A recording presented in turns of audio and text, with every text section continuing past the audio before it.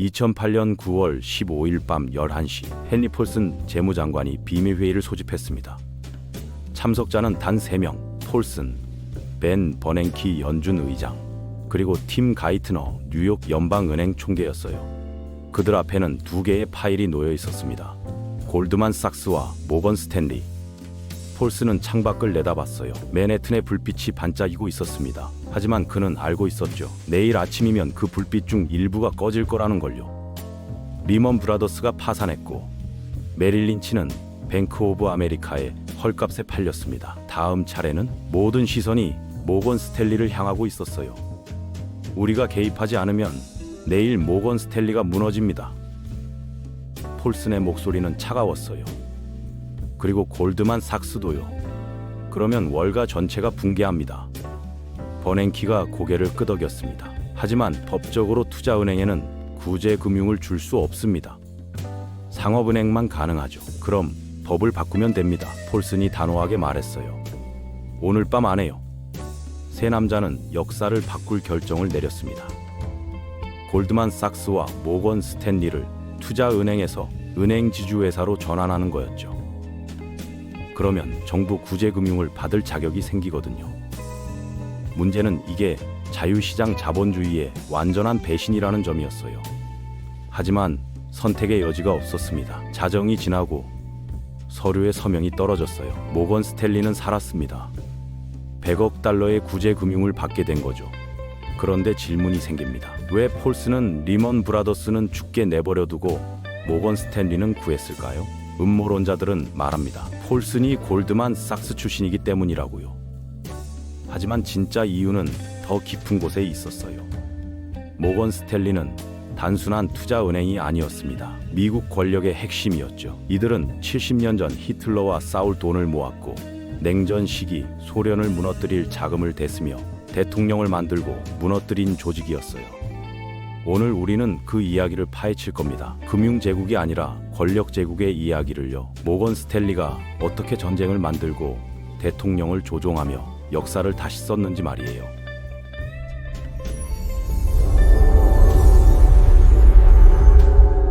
(1928년) 월가 사람들은 JP 모건 주니어와 그의 파트너들을 예수 그리스도와 12사도라고 불렀습니다. 과장이 아니었어요. 그들의 권력은 신에 가까웠거든요. 한마디로 기업의 운명이 결정되었고 정부 정책이 바뀌었으며 전쟁이 시작되거나 멈췄습니다. 1920년대는 광란의 시대였어요. 주식시장은 폭등했고 평범한 사람들까지 빚을 내서 주식을 샀죠. 모두가 부자가 될 수 있다고 믿었습니다. JP 모건 은행은 이 모든 것의 중심에 있었어요. 그런데 1929년 10월 24일 모든 게 무너졌습니다. 검은 목요일이었죠. 주식시장이 하루 만에 폭락했고 며칠 만에 수백억 달러가 증발했어요. 사람들은 은행으로 몰려가 돈을 찾으려 했지만 은행 금고는 텅 비어 있었습니다. 대공황이 시작되었어요. 수백만 명이 일자리를 잃었고 노숙자가 되었습니다. 사람들은 분노했죠. 누군가 책임을 져야 했어요. 그 누군가는 월가였습니다. 잭 모건, JP 모건의 아들이자 후계자는 처음에는 별로 걱정하지 않았어요. 공황은 일시적인 거라고 생각했죠. 곧 회복될 거라고요. 하지만 1년이 지나도 2년이 지나도 상황은 나아지지 않았습니다. 1932년 대선, 잭 모건은 후보 대통령을 증오했어요. 후보가 대공황을 제대로 처리하지 못해서 모건 가문의 평판이 망가졌다고 생각했거든요. 그래서 결정을 내렸습니다. 프랭클린 루즈벨트를 지원하기로요. 돈이 쏟아졌습니다. 모건의 네트워크를 통해 막대한 자금이 루즈벨트 캠페인으로 흘러들어갔어요. 표면적으로는 합법적인 기부였지만 실제로는 훨씬 더 많은 돈이 뒷거래로 오갔습니다. 신문사를 매수하고 라디오 광고를 독점하며 정치인들에게 뇌물을 줬죠. 루즈벨트가 당선되었어요. 잭 모건은 만족스러웠습니다. 새 대통령이 자신들을 보호해 줄 거라고 믿었거든요. 하지만 루즈벨트는 다른 생각을 하고 있었어요. 1933년 취임식 다음 날, 루즈벨트는 상원 의원 카터 글래스를 백악관으로 불렀습니다. 그리고 지시했어요. 은행 개혁법을 만들어라. 강력한 거로. 글래스 스티걸법이었습니다. 이 법은 상업은행과 투자은행을 강제로 분리했어요. 쉽게 말해 예금을 받는 은행과 주식 채권을 거래하는 은행을 따로 운영하라는 거였죠. JP모건 은행은 쪼개져야 했습니다. 상업은행으로 남을 것인가 아니면 투자은행이 될 것인가. 잭 모건은 배신감에 치를 떨었습니다. 내가 당신을 대통령으로 만들었는데 이게 보답인가? 하지만 루즈벨트는 냉정했어요. 국민이 원하는 겁니다. 잭은 어쩔 수 없었죠. 법을 따를 수밖에요. 1935년 투자은행 부문이 독립했습니다. 이름은 모건 스탠리. 파트너들은 자기 자본 수백만 달러만 투입하고 2억 달러가 넘는 부채를 끌어모았어요. 어떻게 가능했을까요? 모건이라는 이름 때문이었습니다. 그 이름은 단순한 브랜드가 아니었어요. 권력의 상징이었죠. 유럽의 은행가들, 미국의 재벌들, 정치인들 모두가 모건을 신뢰했습니다. 아니, 두려워했어요. 새 회사는 빠르게 성장했고 전체 공모의 22%를 처리하며 월가 최대 투자은행이 되었습니다. 하지만 모건 스탠리의 진짜 힘은 1939년에 드러났어요. 1939년 9월 1일 히틀러가 폴란드를 침공했습니다. 유럽은 전쟁에 빠졌고 루즈벨트는 공황 상태였어요. 미국의 군사력은 세계 18위에 불과했습니다. 네덜란드보다도 약했죠. 탱크는 낡았고 전투기는 형편없었으며 군함은 부족했어요. 문제는 돈이었습니다. 전쟁을 치르려면 엄청난 자금이 필요했는데 정부 예산으로는 턱없이 부족했어요. 전쟁 채권을 발행해야 했지만 국민들에게 팔기에는 시간이 너무 걸렸습니다. 루즈벨트는 딜레마에 빠졌어요. 몇 년 전 자신이 공격했던 월가 은행가들에게 손을 내밀어야 했죠. 특히 잭 모건과 모건 스탠리에게요. 루즈벨트는 자존심을 꺾고 전화를 걸었습니다. 나라를 도와달라. 루즈벨트의 목소리는 낮았어요. 과거는 잊자. 잭 모건은 오랫동안 침묵했습니다. 그는 루즈벨트를 증오했지만 동시에 애국자이기도 했어요. 히틀러가 유럽을 장악하면 미국도 위험하다는 걸 알고 있었죠. 마침내 그가 말했습니다. 조건이 있다? 뭔가 루즈벨트가 물었어요. 전쟁이 끝나면 은행 규제를 완화하라. 그리고 우리를 방해하지 마라. 루즈벨트는 잠시 망설였습니다. 하지만 선택이 없었어요. 좋다. 거래가 성사되었습니다. 모건 스탠리와 다른 투자은행들이 움직이기 시작했어요. 그들은 전쟁 채권을 발행하고 기관 투자자들에게 팔았습니다. 보험회사, 연금기금, 대학 기부금, 모든 곳에서 돈이 모였죠. 몇 달 만에 52억 달러가 조달되었습니다. 당시로서는 상상할 수 없는 금액이었어요. 오늘날 가치로 환산하면 약 1조 달러에 가까워요. 이 돈으로 미국은 전쟁 기계를 만들기 시작했습니다. 디트로이트의 자동차 공장들이 탱크와 전투기를 생산했어요. 여성들이 공장에서 일하기 시작했고 24시간 교대로 무기가 만들어졌죠. 미국 전체가 거대한 병기창으로 변했습니다. 모건 스탠리는 이 모든 것의 중심에 있었어요. 그들은 단순히 돈만 모은 게 아니었습니다. 어떤 공장에 얼마를 투자할지, 어떤 기업을 우선시할지 결정했죠. 사실상 미국의 전쟁 경제를 설계한 겁니다. 일부 파트너들은 직접 군에 입대하기도 했어요. 애국심도 있었지만 전략적 판단도 있었죠. 군 내부에 사람을 심어두면 정보를 얻을 수 있고 전쟁 후 더 큰 영향력을 가질 수 있었거든요. 1945년 전쟁이 끝났습니다. 독일과 일본이 항복했고 미국은 승리자가 되었어요. 하지만 진짜 승자는 따로 있었습니다. 모건 스탠리였죠. 전쟁 중 구축한 정부와의 관계는 끊어지지 않았어요. 오히려 더 강화되었습니다. 전쟁 채권으로 수백만 달러를 벌었고 그 돈으로 사업을 확장했죠. 더 중요한 건 명성이었어요. 모건 스탠리는 단순한 투자은행이 아니었습니다. 국가를 구한 영웅이었죠. 하지만 루즈벨트와의 거래는 지켜지지 않았어요. 1945년 루즈벨트가 급사한 후 트루먼 대통령은 은행 규제를 완화하지 않았습니다. 모건 스탠리는 분노했지만 어쩔 수 없었죠. 정치인을 믿은 게 실수였어요. 그래서 그들은 다른 방법을 택했습니다. 정치인을 직접 만들기로 한 거예요. 1948년 모건 스탠리의 파트너 중 한 명이 비밀 모임을 조직했습니다. 참석자는 월가의 핵심 인물들이었어요. 목표는 하나, 다음 대선에서 친기업 대통령을 당선시키는 겁니다. 그들이 선택한 인물은 드와이트 아이젠하워였어요. 2차 대전의 영웅이었죠. 문제는 아이젠하워가 정치에 관심이 없다는 거였습니다. 그래서 설득하기 시작했어요. 모건 스탠리의 파트너들이 아이젠하워를 찾아갔습니다. 장군님, 나라가 당신을 필요로 합니다. 아이젠하워는 거절했어요. 나는 군인이지 정치인이 아니오. 하지만 그들은 포기하지 않았습니다. 계속 찾아가서 설득했고 막대한 캠페인 자금을 약속했죠. 마침내 아이젠하워가 마음을 바꿨어요. 좋소. 하지만 조건이 있소. 무엇입니까? 모건 파트너가 물었어요. 전쟁에 개입하지 않겠소. 한국 전쟁을 끝내겠소. 약속합니다. 그들이 답했습니다. 물론 거짓말이었죠. 1952년 아이젠하워가 당선되었어요. 캠페인 자금의 상당 부분이 모건 스탠리와 관련된 네트워크에서 나왔습니다. 표면적으로는 합법적인 기부였지만 실제로는 수백만 달러가 비밀리에 흘러들어갔죠. 아이젠하워 정부가 출범하자 놀라운 일이 벌어졌습니다. 재무장관, 국방장관, 국무장관의 핵심 보좌관들이 모두 월가 출신이었어요. 그중 상당수가 모건 스탠리와 연결되어 있었죠. 이게 우연일까요? 아니에요.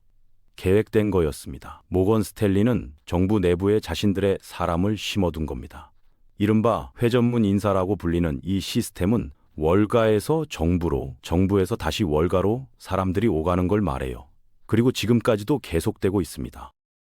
1950년대는 모건 스탠리의 황금기였습니다. 경제는 폭발적으로 성장했고 월가는 엄청난 부를 축적했죠. 하지만 그들의 권력은 단순히 돈에서 나온 게 아니었어요. 정보와 연줄에서 나왔습니다. 모건 스탠리의 파트너들은 매주 비밀 만찬을 가졌어요. 초대받는 사람들은 재계, 거물, 정치인, 군 장성들이었죠. 표면적으로는 친목 모임이었지만 실제로는 권력자들의 정보 교환 장소였습니다. 소련이 수소폭탄 실험에 성공했다더군. 한 장성이 말했어요. 그럼 국방 예산이 늘겠네. 모건 파트너가 눈을 빛냈죠. 로키드에 투자해야겠어. 다른 파트너가 속삭였습니다. 이런 식이었어요. 내부 정보를 먼저 알고 그걸 바탕으로 투자 결정을 내렸죠. 오늘날로 치면 명백한 내부자 거래였지만 당시에는 불법이 아니었습니다. 규제가 거의 없었거든요. 1960년대 들어 세상이 바뀌기 시작했어요. 케네디가 대통령이 되었고 그는 월가를 좋아하지 않았습니다. 규제를 강화하려 했죠. 모건 스탠리는 긴장했어요. 1963년 12월 22일 댈러스에서 총성이 울렸습니다. 케네디가 암살당했어요. 음모론이 난무했죠. CIA, 마피아, 쿠바, 소련. 하지만 어느 누구도 월가를 의심하지 않았습니다. 진실은 아무도 몰라요. 하지만 한 가지는 확실합니다. 케네디 사후 은행 규제 강화는 완전히 중단되었어요. 케네디의 뒤를 이은 린든 존슨 대통령은 월가에 우호적이었죠. 존슨 정부에서도 재무부 핵심 인사는 월가 출신이었습니다. 그리고 모건 스탠리는 베트남 전쟁 자금 조달에 깊숙이 관여했어요. 전쟁 채권, 방위산업체 자금 지원, 정부 계약 중개. 2차 대전 때와 똑같았죠. 전쟁은 돈이 되었습니다. 베트남에서 폭탄이 떨어질 때마다 모건 스탠리의 계좌에는 돈이 쌓였어요. 윤리적인가? 아니요. 합법적인가? 완전히요. 1970년대는 혼란의 시기였어요. 닉슨의 워터게이트 스캔들, 오일 쇼크, 인플레이션. 모건 스탠리도 타격을 입었습니다. 하지만 그들에게는 비밀 무기가 있었어요. 중동 석유 자본이었죠. 1973년 오일 쇼크 이후 사우디와 다른 중동 국가들은 엄청난 부를 축적했습니다. 그 돈을 어디에 투자할까? 미국이었어요. 하지만 직접 투자하면 정치적으로 민감했죠. 그래서 중개자가 필요했습니다. 모건 스탠리였어요. 그들은 사우디 왕족과 은밀한 관계를 맺었습니다. 수십억 달러가 모건 스탠리를 통해 미국으로 흘러들어왔고 그 돈은 부동산, 주식, 채권에 투자되었죠. 물론 모건 스탠리는 막대한 수수료를 챙겼어요. 하지만 1979년 충격적인 일이 벌어졌습니다. IBM이 떠난 거예요. 1979년 어느 날 모건 스탠리 본사에 IBM의 서한이 도착했습니다. 앞으로는 솔로몬 브라더스를 이용하겠다는 내용이었어요. 회의실이 얼어붙었죠. IBM은 단순한 고객이 아니었습니다. 상징이었어요. 미국 기업의 최고봉, 기술의 미래, 그리고 모건 스탠리의 자존심이었죠. 수십 년간 함께 일한 파트너였어요. 그런 IBM이 배신한 겁니다. 이유는 솔로몬 브라더스가 더 싸고 빠른 서비스를 제공했거든요. 파트너들은 분노했습니다. 저 유대인 출신 은행가들이 감히, 하지만 분노로는 아무것도 해결되지 않았어요. 그날 밤 긴 회의가 열렸습니다. 인정하기 싫었지만 받아들여야 했어요. 세상이 바뀌고 있다는 걸요. 명예만으로는 더 이상 고객을 지킬 수 없었습니다. 새로운 리더들이 등장했어요. 딕 피셔와 존 맥, 그들은 젊고 야심만만했으며 전통에 얽매이지 않았죠. 우리도 상장해야 한다. 파트너들은 반대했습니다. 모건 스탠리는 파트너십이다. 대중에게 팔 수 없다. 하지만 피셔와 맥은 밀어붙였어요. 상장하지 않으면 경쟁에서 뒤처진다. 골드만삭스를 봐라. 자본이 필요하다. 1986년 3월 21일, 역사적인 날이었습니다. 모건 스탠리가 상장했어요. 주가는 56.50달러로 시작해 71.25달러로 마감했습니다. 성공이었죠. 하지만 상장에는 대가가 따랐어요. 이제 분기마다 실적을 내야 했습니다. 주주들이 압박했죠. 성장하라, 수익을 올려라. 모건 스탠리는 바뀌기 시작했어요. 조심스럽고 보수적이던 회사가 공격적이고 탐욕스러워졌습니다.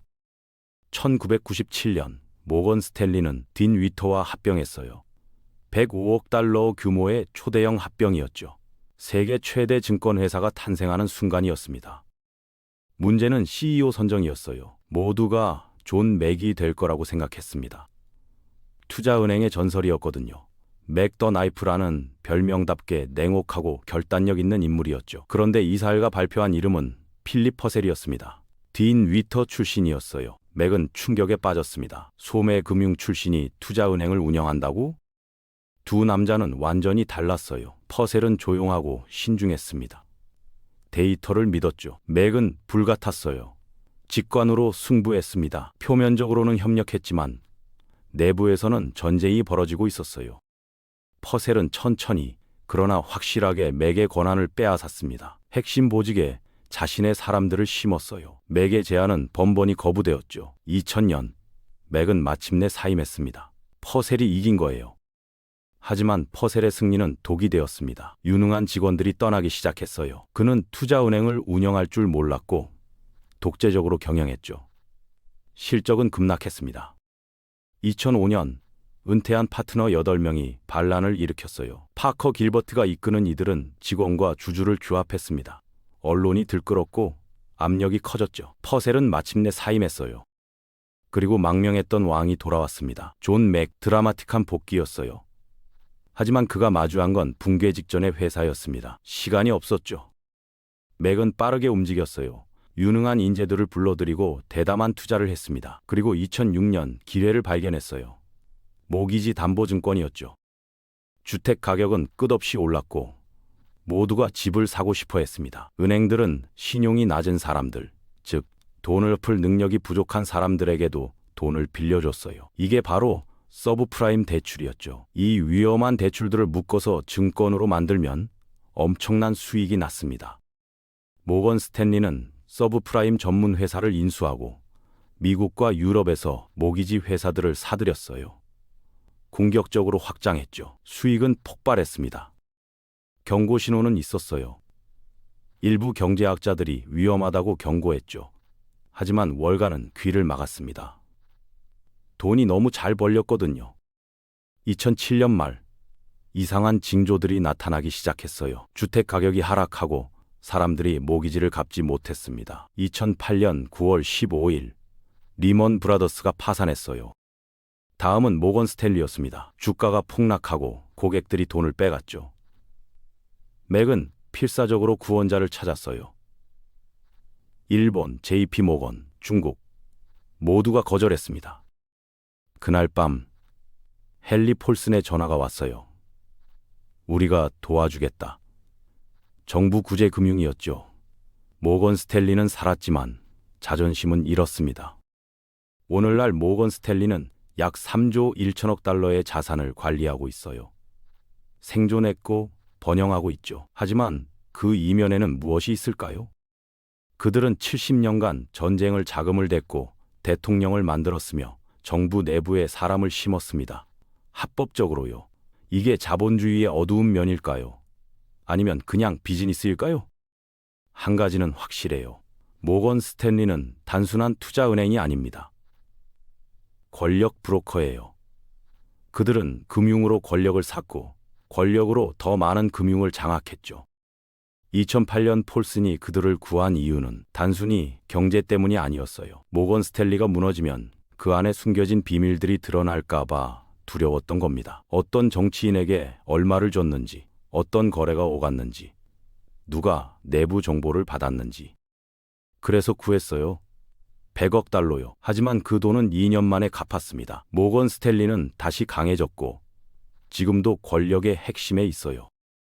앞으로는 어떨까요? AI가 금융업을 재편하고 있고 암호화폐가 새로운 게임의 규칙을 만들고 있습니다. 중국이 도전하고 있죠. 모건 스탠리는 또다시 변신할까요?